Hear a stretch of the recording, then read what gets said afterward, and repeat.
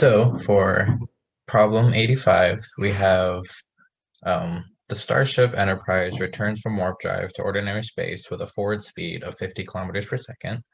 To the crew's great surprise, a Klingon ship is 100 kilometers directly ahead, traveling in the same direction at a mere 20 kilometers per second.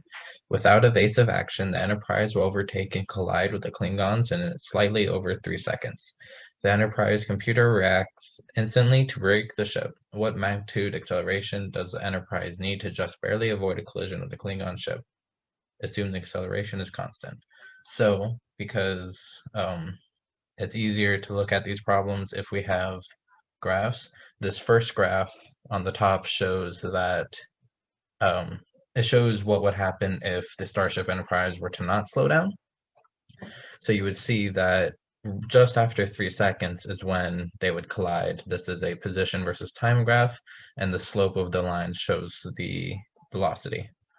The second is what we will be looking at, and it's at what rate does the Starship Enterprise need to accelerate to slow down enough to not hit the Klingon ship? And we don't have to get the Starship Enterprise to 0 kilometers per second. We just need to get it so that their slopes are parallel, so their velocity is the same, but we need to get it to where their velocity is the same before they hit, so that way they're not getting closer, but then they don't need to be getting farther away. They just need to not hit.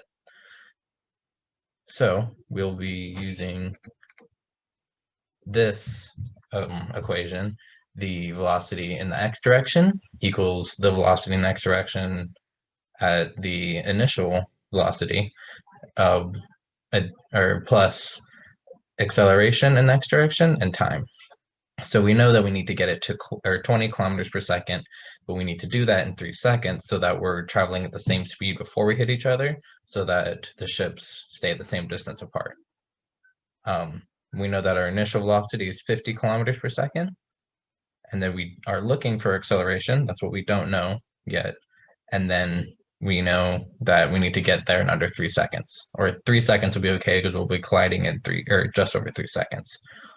So when you solve for A, you get that A is negative 10 kilometers per second squared, which is perfect because you want to be decelerating, so accelerating in the backwards direction.